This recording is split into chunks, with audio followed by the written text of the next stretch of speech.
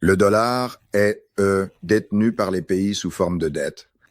En d'autres termes, lorsque vous dites « je détiens le dollar », vous détenez un instrument de dette.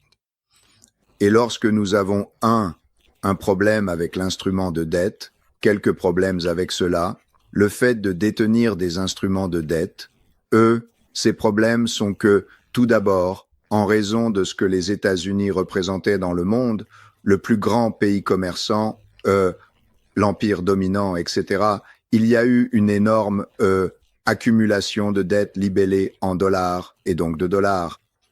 Et il y a aussi eu beaucoup de déficits qui ont dû être financés, ce qui se fait en vendant de la dette libellée en dollars que de nombreux étrangers, banques et autres ont acheté. Et donc, ils détiennent beaucoup de dettes libellées en dollars. Maintenant, si vous êtes un créancier, c'est-à-dire un détenteur de dettes libellées en dollars, vous devez avoir un taux d'intérêt suffisamment élevé pour vous compenser plus que l'inflation.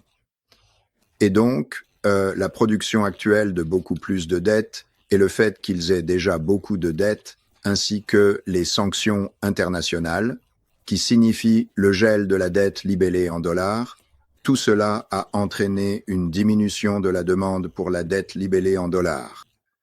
Il y a aussi, vous savez, des inquiétudes dans le monde concernant certaines choses qui se passent aux États-Unis, et cela a réduit cela. En conséquence, on observe davantage de transactions effectuées dans d'autres devises.